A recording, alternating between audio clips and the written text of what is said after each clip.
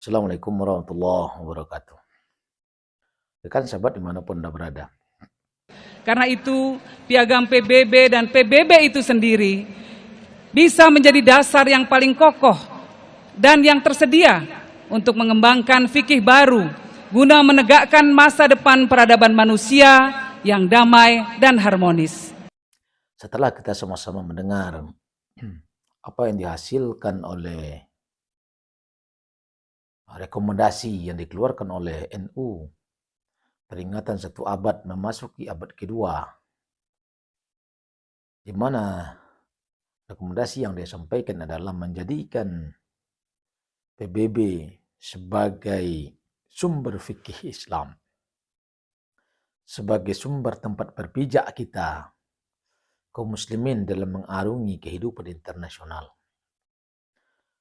Sekarang kita berkaca, bolehkah kita sebagai kaum muslimin berperilaku seperti itu?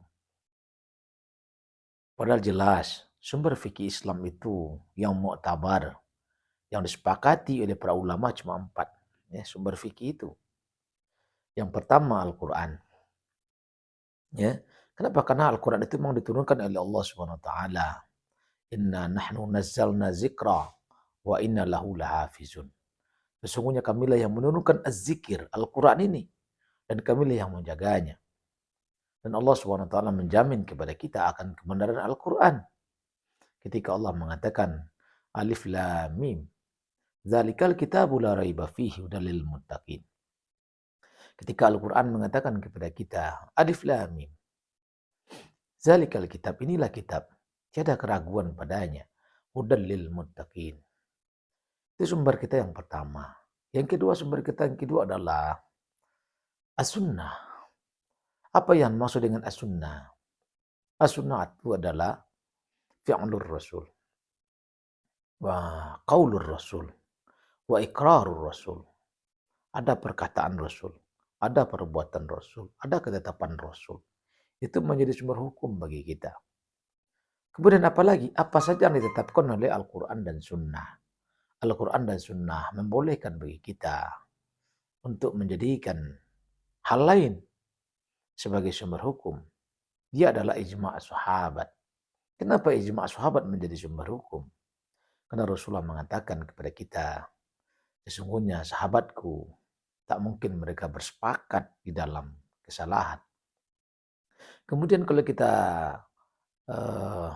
cermati apa yang dikatakan oleh Rasulullah SAW, alaikum bisunnati wa sunnati khulafai rasyidin al-mahdiyin.